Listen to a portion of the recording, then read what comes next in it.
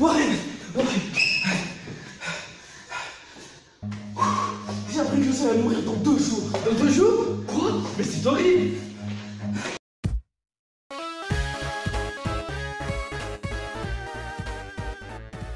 Aujourd'hui, nous allons vous parler de la marche d'une étoile en astronomie.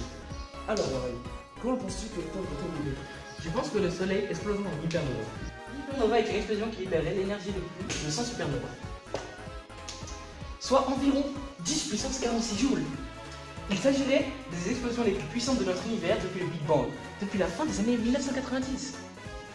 Le terme désigne plus spécifiquement l'effondrement en fin de vie d'une étoile, exceptionnellement massive. Ces étoiles sont très rares et il est estimé qu'une hypernova se produit dans une voie lactée seulement une fois tous les 200 millions d'années. Qu'est-ce que tu entends, JP? Je pense que le soleil produira des sursauts gamma. Des sursauts gamma? Pourquoi tu penses cela? Les sursauts gamma ont été découverts en 1967. Mais elles commencent vraiment à être étudiées qu'en 1990.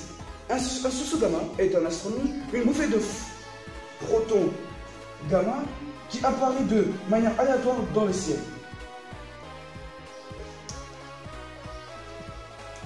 Il est caractérisé par sa brièveté et par la forme particulière de la courbe de lumière. Il est prolongé par des émissions rémanentes à des longueurs d'onde plus grandes qui peuvent durer jusqu'à plusieurs mois en s'affaiblissant progressivement.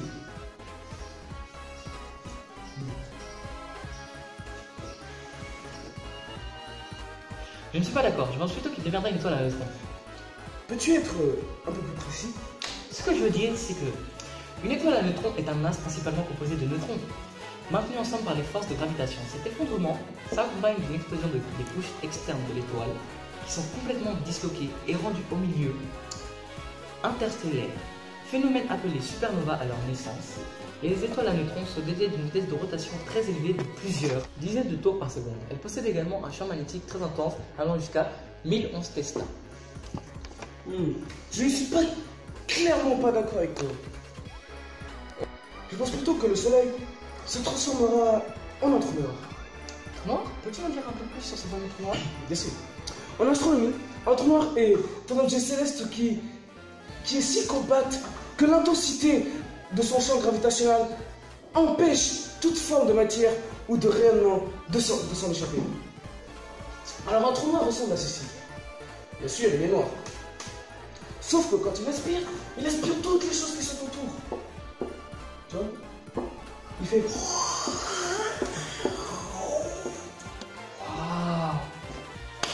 Et donc, de tels objets ne peuvent ni émettre ni diffuser de la lumière. D'où vient son nom trou noir. Il y a 4 types de trous noirs. Il y a des trous noirs stellaires, qui sont des trous noirs de galaxies, comme par exemple, prenons par exemple notre galaxie, la Voie lactée.